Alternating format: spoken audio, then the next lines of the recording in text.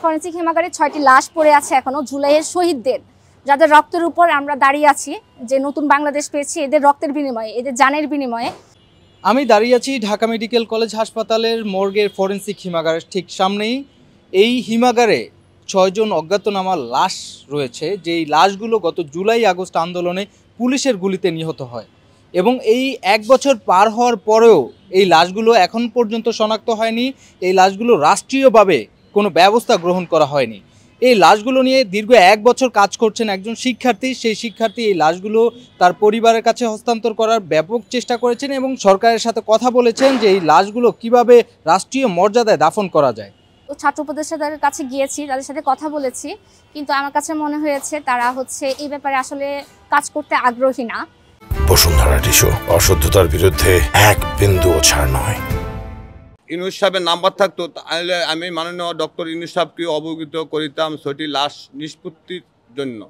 রাষ্ট্রীয় পর্যায়ে যারা আছে তারাও এই ব্যাপারে খুবই অবহেলা প্রকাশ করছে। যদি অবহেলা নাই করতো তাহলে ১ বছর ধরে আমাদের শহীদদের লাশ ফরেন্সিক হিমাগারে পড়ে থাকতো না। যে ক্রেডিট নিয়ে ভাগাভাগি হচ্ছে, অনেক সবাই ক্রেডিট নিতে চাই। ফরেন্সিক হিমাগারে ৬টি লাশ পড়ে আছে এখনো জুলাইয়ের শহীদদের, যাদের রক্তের উপর আমরা দাঁড়িয়ে আছি, যে নতুন বাংলাদেশ পেয়েছি এদের রক্তের বিনিময়ে, এদের জানের বিনিময়ে।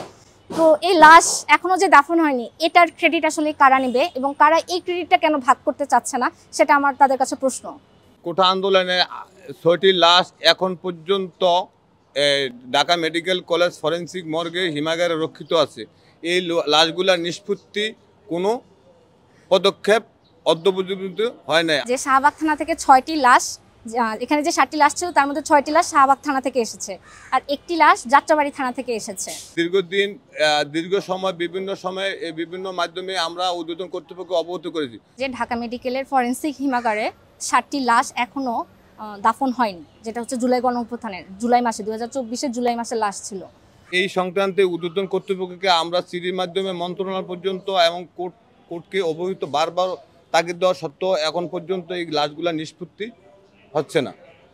জুলাইয়ের গণঅভ্যুত্থানের শহীদদের লাশ এত মাস ধরে ঢাকা মেডিকেলে পড়ে আছে, এটা আমাদের জন্য খুবই দুঃখজনক। কেউ এটা দায়িত্ব নিয়ে কেউ দাফনের ব্যবস্থা করেনি। এখনো বর্তমানে লাশগুলো হিমাগারে আছে, ঢাকা মেডিকেল কলেজ ফরেন্সিক মর্গে রক্ষিত আছে। এরপরে ১১ জানুয়ারি আমাদের সাথে ২টি পরিবার যোগাযোগ করে এবং তারা দাবি করে যে এখানে তাদের পরিবারের একজনের পরিবারের স্বামী নিখোঁজ এবং একজনের পরিবারের সন্তান নিখোঁজ। তারা লাশ শনাক্ত করার জন্য আবার আসে ঢাকা মেডিকেলের ফরেন্সিক হিমাগারে।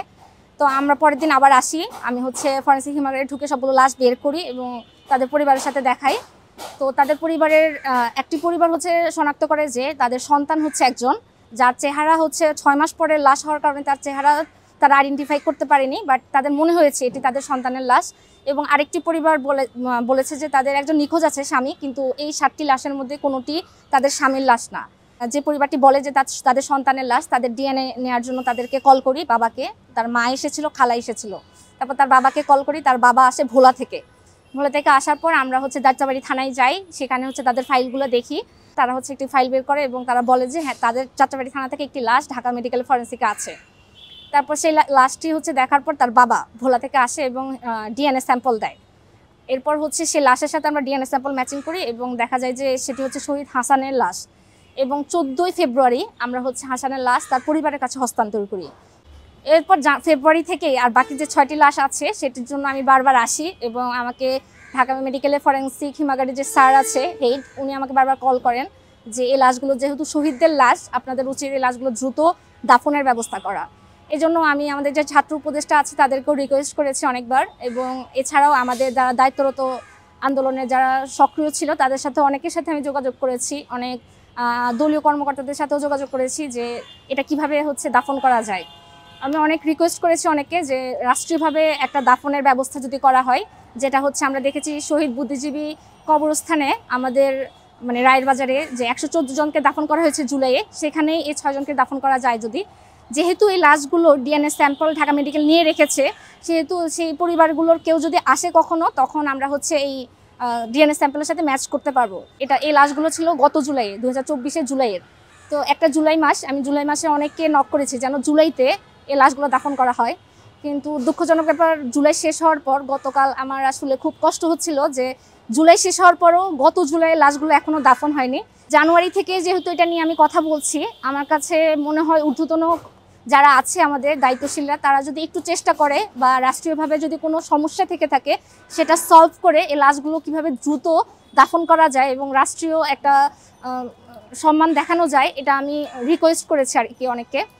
তো আমার আর্জি থাকবে যে শহীদ মিনারে এই 6 জনের একটা রাষ্ট্রীয়ভাবে একটা দাফনের ব্যবস্থা করা হবে, জানাজা পড়া হবে এবং সম্মানের সহিত এগুলো যেন দাফন করা হয় আগস্টেই, 5ই আগস্টের আগেই, সেটাই ইন্টারিমের কাছে আমার রিকোয়েস্ট থাকবে। For more updates, follow us on Facebook, subscribe our YouTube channel, get the latest update on www.daily-sun.com.